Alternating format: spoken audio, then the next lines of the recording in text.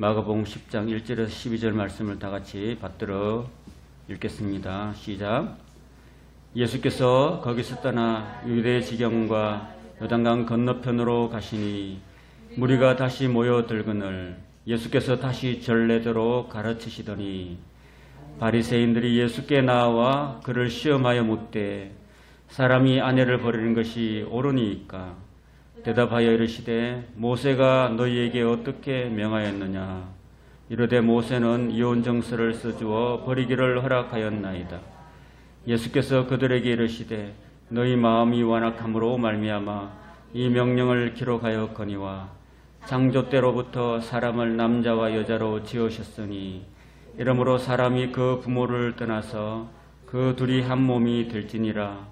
이러한즉 이제 둘이 아니요 한 몸이니 그러므로 하나님이 짝지어 주신 것을 사람이 나누지 못할지니라 하시더라.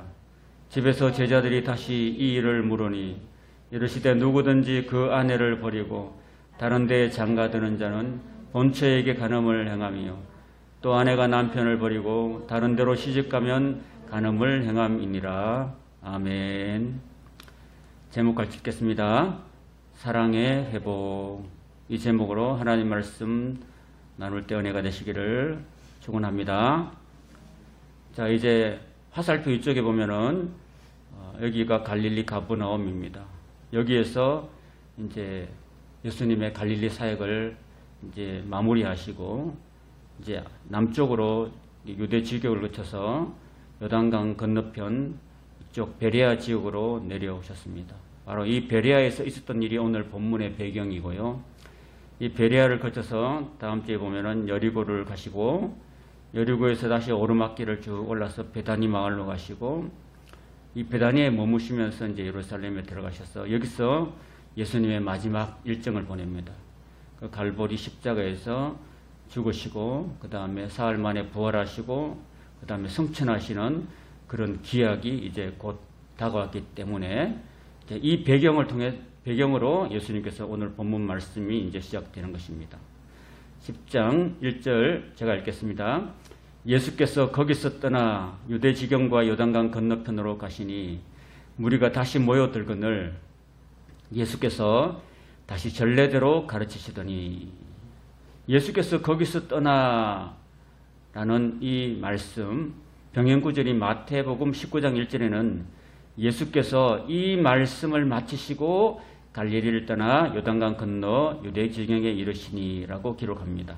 여기서 이 말씀을 마치시고 할 때 이 말씀이라는 것은 바로 마태복음 19장 1절 이전에 있었던 마태복음 18장 21절에서 36절의 말씀으로 너희 형제가 7번씩 70번이라도 잘못하면은 용서해 주라, 사랑해 주라 이런 말씀이었습니다. 이것이 바로 갈릴리에서 3년 동안 사역하시면서 남긴 마지막 유언 같은 말씀이셨습니다.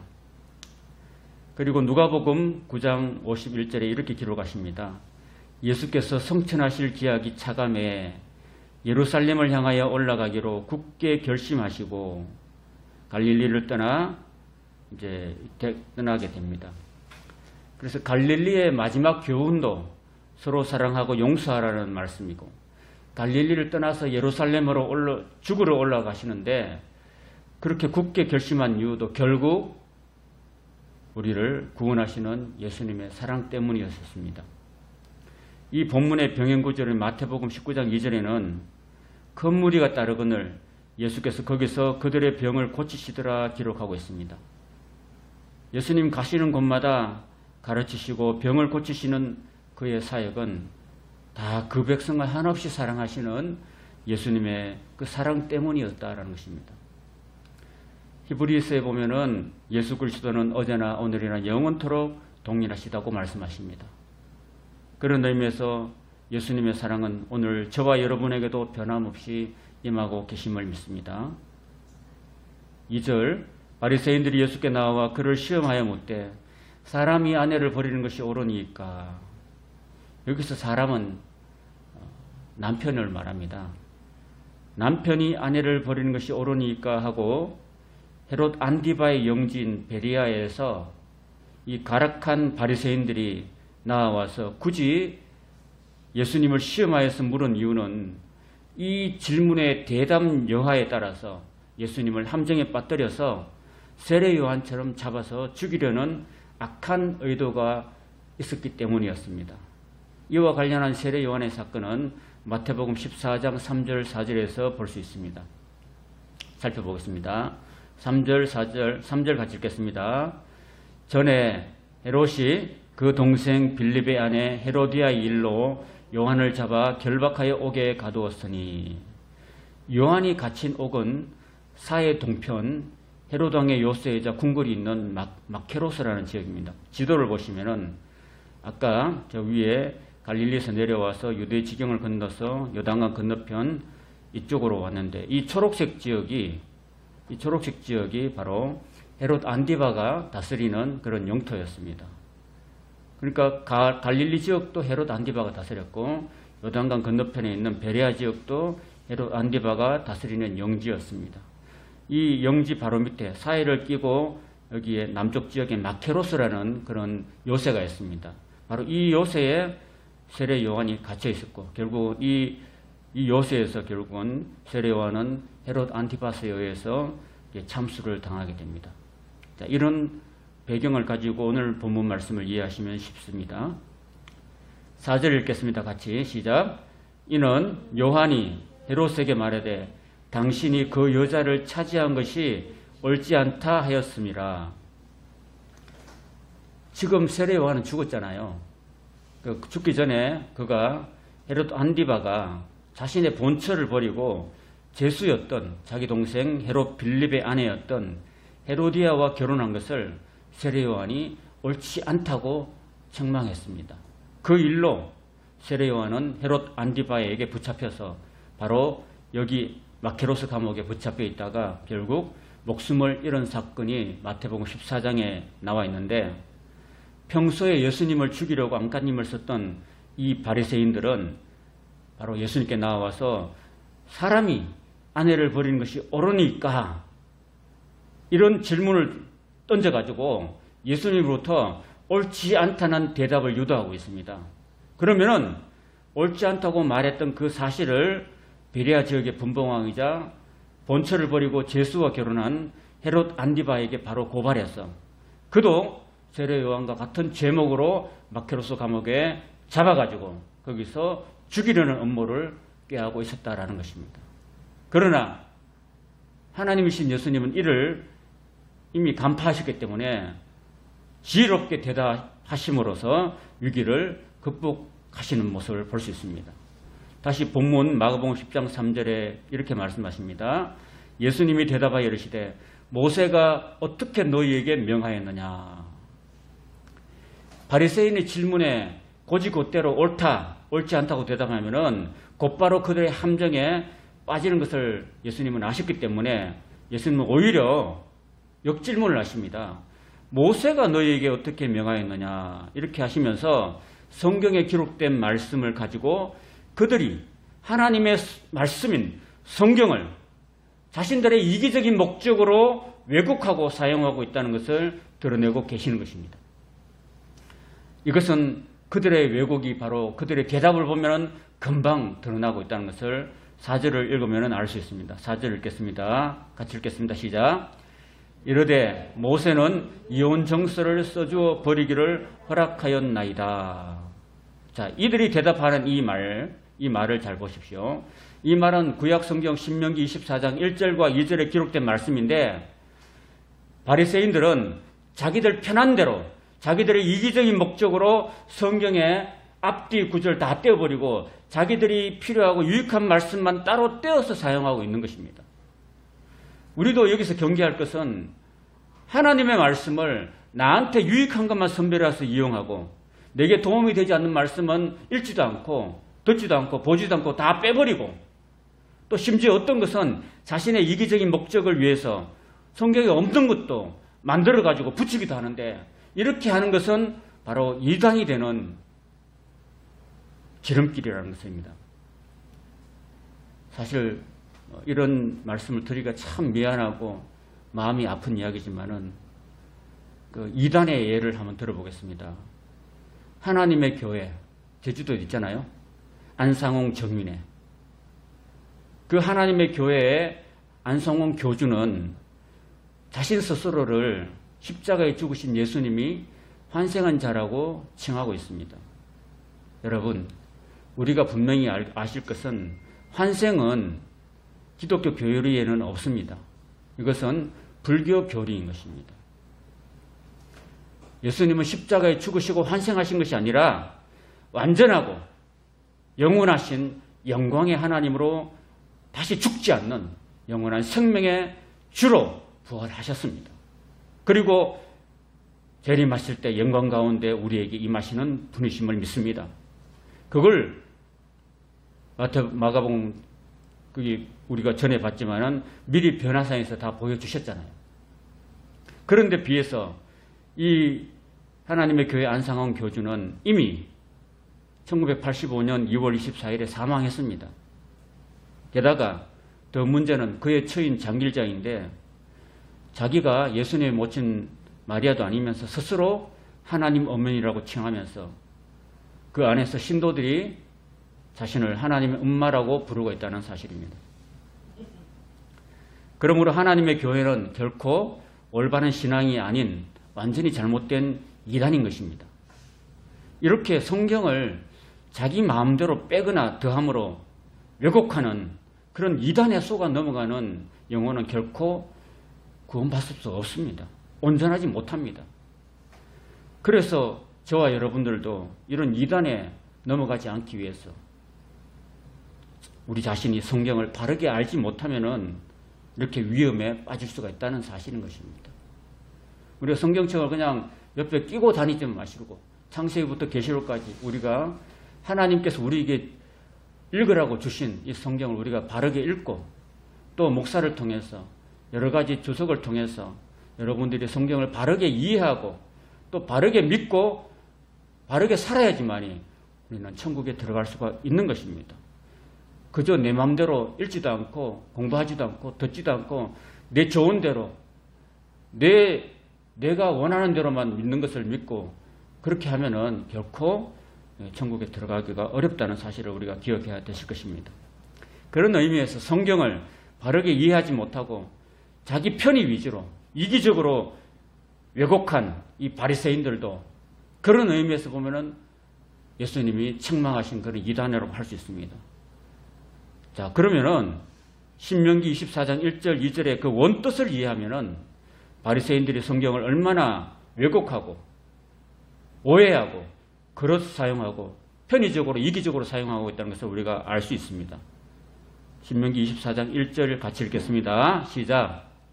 사람이 아내를 맞이하여 데려온 후에 그에게 수치되는 일이 있음을 발견하고 그를 기뻐하지 아니하면 이혼정서를 써서 그의 손에 주고 그를 자기 집에서 내보낼 것이요. 이 말과 아까 바리새인들이 대답하는 말 사이는 다르죠. 그러니까 사람이 아내를 맞이하여 데려온 후에 그에게 수치되는 일이 있음을 발견하고 뺐죠. 그리고 그를 기뻐하지 아니하면 다 뺐죠. 그 바리새인들은 그때 당시 종교 지도자들 또는 이스라엘 모든 남자들은 이런 거 다 빼버리고 그냥 이혼정서를 써서 자기 집에서 내보낼 것이다. 이렇게만 말하고 있습니다. 여기서 1절에서 두 가지 조건이 충족되었을 때 이혼정서를 써서 아내를 내어버릴 수가 있게 하신 겁니다. 사실 이것도 하나님의 뜻이 아닌 거예요. 그러면은 그 두 가지 조건이 뭐냐? 첫째는 아내에게 수치되는 일이 있음을 발견했을 때입니다. 그 아내를 데려왔는데 아내가 좀 이상하고 뭔가 문제가 있을 때 내보낸 거. 두 번째는 그 수치되는 일로 인해서 남편으로서 도저히 용납할 수 없을 때, 도저히 같이 살 수 없을 때, 이 두 가지 요건이 충족되었을 때 아내를 그 집으로 되보내는 것입니다. 그러니까 이혼시키는 거죠. 근데 여기서 말하는 수치되는 일이 뭐냐? 수치되는 일에 대해서 두 가지 학설이 있는데, 첫 번째는 샴마이 학파를 비롯해서 예수님조차도 그 수치되는 조건은 단 한 가지였습니다. 아내의 외도입니다. 그것이 바로 유일한 조건이었습니다. 그 외에는 어떤 사유로도 이거는 그 아내를 내버릴 수 없었습니다. 그런데 반대로 힐렐이라는 학파는 남편이 기뻐하지 않는 모든 행위를 다 포함하는 거예요. 나는 한식을 좋아하는데 부인은 양식만 좋아해요. 그래서 맨날 나한테 양식만 해줘. 그러면 남편이 안 좋아해서 그녀를 내보낼 수 있다는 거죠. 예를 들자면. 그리고 또 하나는 이유는 아이를 못 낳을 때 또 내보낼 수 있고, 또 하나는 요리 솜씨가 좋지 못할 때, 또 자주자주 그릇을 깨고 접시를 깨고 또 그릇을 바깥을 깨고 이런 일이 있을 때, 또 더 심지어는 아내보다 더 예쁜 여인이 생겼을 때, 뭐 이런 경우를 토탈해 가지고 이런 일이 있을 때 그 여인을, 아내를, 본처를 이제 집으로 돌려보내 가지고 내버리는 그런 일을 한다는 것이었습니다. 이 모든 일들은 다 남성의 욕심과 이기주의에 기인하고 있는 것입니다. 이것은 하나님의 뜻이 결코 아닌 것입니다. 그리고 2절 읽겠습니다. 2절 같이 읽도록 하겠습니다. 시작. 그 여자는 그의 집에서 나가서 다른 사람의 아내가 되려니와. 아까 1절에 보면 이혼정서를 써서 그의 손에 주라고 그랬잖아요. 그 버림받은 여인은 이혼정서가 있을 때만 제가해서 다른 사람의 아내가 될 수 있었습니다. 하나님께서는 이렇게 이혼정서 제도를 주셔서 고대 중근동 지역에서 사람 대접을 받지 못하고 살았던 그런 여성들, 힘없는 약자로 살았던 이 여성이 아내로서 남편으로부터 버림받았을 때 먹고 살아갈 길이 전혀 없었던 것입니다. 먹고 살아갈 길은 자기 몸을 파는 일, 몸을 팔아서 사는 일이라든지 또는 어디 노예가 되거나 종이 되는 그 길밖에는 없었습니다. 그런 불상사가 생기지 않도록 몸을 팔거나 노비가 되는 것을 방지하기 위해서 하나님께서는 다른 남자와 재혼할 수 있도록 살 길을 열어주신 바로 하나님의 사랑과 배려가 담긴 그 제도가 바로 아까 말한 이혼정서 제도였다는 것입니다. 이게 바로 하나님의 사랑이 담긴 법 정신이었습니다. 그런데도 불구하고 예수님께서는 이렇게 말씀하고 계십니다. 마가복음 10장 5절에 돌아와서 예수께서 그들에게 이르시되 너희 마음이 완악함으로 말미암아서 이 명령을 기록하였거니와. 이것은 바리새인의 대답에 대한 예수님의 말씀이셨습니다. 모세 당시에 마음이 완악했던 남편들은 아내를 함부로 버리는 것이 다반사였습니다. 어떤 고약한 남편은 아내가 바람을 피우지 않아도 이런저런 이유로 다 내버렸는데 이혼 정서를 종이가 아니라 나뭇가지에 써주는 사람도 있었다고 합니다. 나뭇가지가 말라가지고 삭고 부서지면은 제가도 못하게 만들려는 그런 못된 의도가 있었다는 것입니다. 당시의 남편은 아내를 진심으로 사랑하지도 않고 남편으로서의 업무도 다하지 않았고 조금만 거슬리거나 마음에 들지 않아도 내버렸기 때문에 그 여인이, 아내가 인격적인 존중을 받지 못하고 사람 수에도 들지 않았기 때문에 하나님께서는 이혼정서 제도를 주신 것입니다. 그래서 당시에 완악한 남편으로부터 억울하게 버림받은 여인이 살아갈 수 있는 길을 열어줄 수 있도록 하나님이 그 여인을, 약자였던 여인을 보호하고 그의 생계를 이어갈 수 있도록 하신 법이 바로 이혼정서 제도였던 것입니다. 그러면서 예수님은 다음과 같이 남자와 여자를 하나님이 만드시고 그 둘이 결혼함으로 하나 되어서 가정을 만드신 하나님의 참뜻을 말씀해 주십니다. 마가복음 10장 6절을 창조 때부터 사람을 남자와 여자로 지으셨으니 이러므로 사람이 그 부모를 떠나서 그 둘이 한 몸이 될지니라. 이러한즉 이제 둘이 아니와 한 몸이니 그러므로 하나님이 짝지어 주신 것을 사람이 나누지 못할지니라 하시더라. 그렇게 분명히 말씀하십니다. 집에서 제자들이 다시 이 일을 물으니 예수님의 말씀을 보면은 바깥에서 공적으로 하신 부분도 있고 집에서는 사적으로 하신 말씀이 구분되고 있습니다. 예수님은 공과 사를 지혜롭게 잘 분별해서 말씀하십니다. 집에서 제자들에게는 이런 말씀을 하십니다. 11절 이르시되 누구든지 그 아내를 버리고 다른 데 장가드는 자는 본처에게 간음을 행함이요. 이 말은 지금 집에서 하고 있잖아요. 자기를 고발하려고 하는 바리새인들이 없는 장소에서는 예수님은 헤롯 안디바와 헤로디아를 포함해서 누구든지 본처를 버리고 다른 데 장가드는 자는 본처에게 간음을 행함이라고 분명히 말씀하십니다. 여담이지만은 이거는 그 야사에 기록된 그 이야기입니다. 이 헤롯이 버린 본처는 이웃 나라였던 나바테아 왕국의 공주였습니다. 그 자기 딸이 버림받고 돌아오자 분노한 나바테아 왕 아레타스 4세는 많은 군사를 이끌고 헤롯 안디바 영토에 쳐들어갔습니다. 그래서 그 땅을 매우 공경에 처하게 만들었습니다. 그래서 나중에 로마 황제가 이 사실을 이제 알게 되고 또 검열관을 보냈습니다. 그 검열관을 보내서 알고 보니까 결국 그 분봉왕이었던 이 헤롯 안디바와 그리고 헤로디아는 이 불륜을 했다는 것입니다. 그 문책을 당해서 결국 로마 황제였던 칼리굴라에 의해서 갈리아 지방으로 추방을 당했습니다. 거기서 그들은 비참하게 인생을 맞이하고 말았습니다. 이 사건은 하나님이 창조시에 제정하신 신성한 결혼을 깨고 간음하고 가정을 파괴한 자들은 결코 잘되지 않는다는 역사적 교훈의 한 예라고 할 수 있습니다. 12절 읽겠습니다. 같이 읽겠습니다. 또 아내가 남편을 버리고 다른 데로 시집가면 간음을 행함이니라. 11절과 12절의 말씀은 헤롯 안디바와 헤로디아를 포함해서 모든 간음을 행한 자를 가리키고 있습니다. 특히 12절은 이 마가복음에만 기록되어 있습니다. 마가복음의 독자는 로마에 있는 이방인 성도였기 때문이었습니다. 당시 이방 그리스도와 로마의 문화는 유대 문화보다 더 성적으로 개방되었고 더 문란하고 더 타락하였습니다.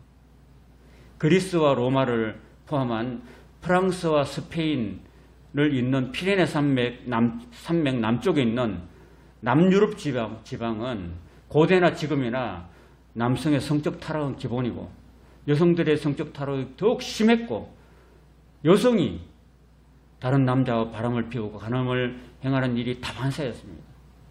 그래서 마가는 그의 독자인 로마에 있는 이방의 성도에게 바로 이 말씀을 첨가한 것이었습니다. 자, 이 말씀까지 들은 제자들과 예수님 사이에 다음과 같은 대화가 오가고 있습니다.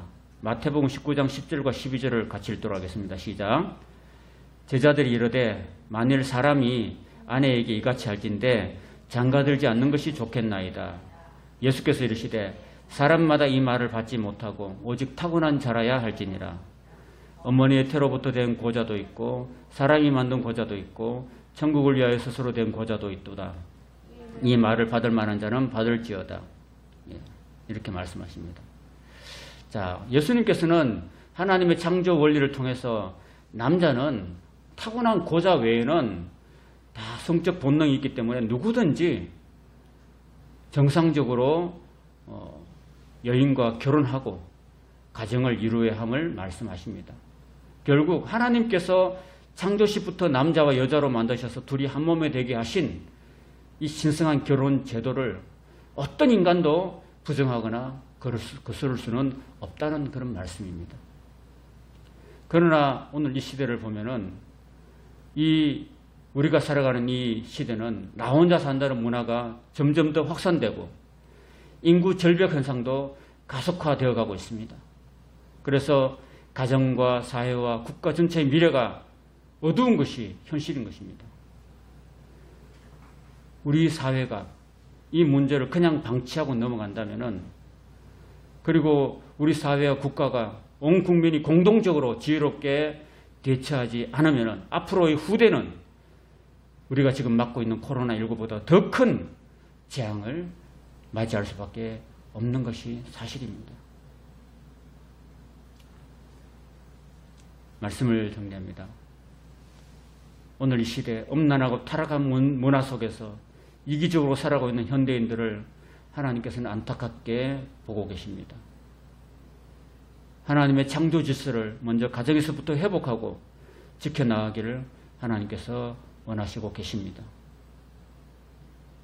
아내를 함부로 버리는 그 남성들의 완악함을 하나님께서는 지적하고 계십니다. 지금 이 시대는 그때 당시나 지금이나 다를 것이 없습니다. 그래서 오늘 이 시대를 향해서도 하나님께서는 말씀하고 계시는 것입니다. 어떻게 해야지만이 이 문제를 해결할 수 있을까요?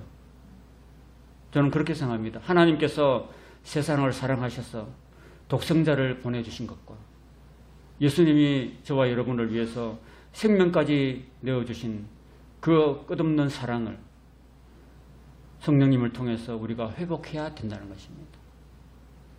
그럴 때 우리 자신과 우리 가정과 사회가 먼저 회복되고 또 자신과 가정과 사회가 회복되면은 앞으로 우리의 가정과 사회와 국가의 미래가 밝게 될 것을 믿습니다.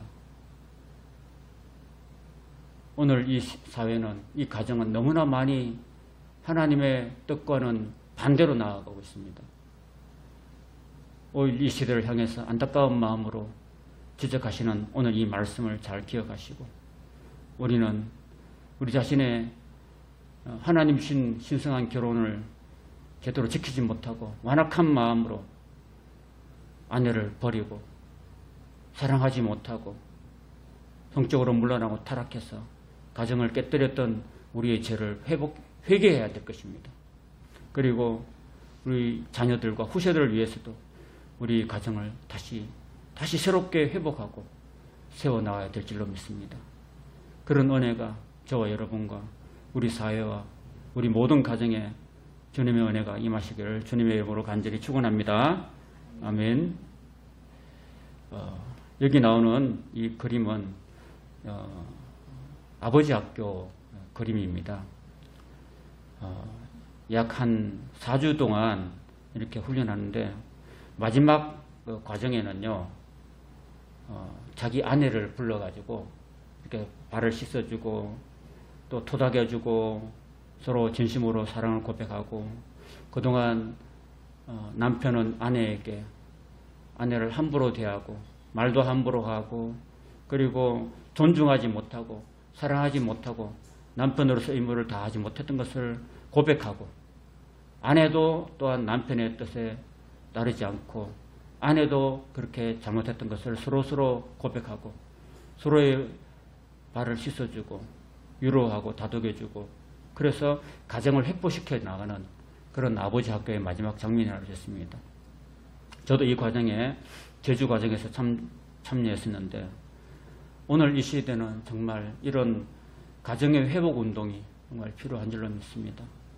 우리 세대에서 못한다면 우리 자녀들 세대를 위해서라도 우리는 진심으로 자녀를 위해서 기도하고 또 자녀들의 앞날에 하나님의 크신 은혜가 임하고 그 자녀들이 행복한 그런 결혼과 가정생활을 유지할 수 있도록 지켜갈 수 있도록 우리는 부모로서 우리는 눈물로 기도해야 될 줄로 믿습니다. 우리 가정과 교회와 사회가 하나님 기뻐하시는 그런 교회와 가정과 사회가 되시기를 예수님으로 다시 한번 간절히 축원합니다. 아멘.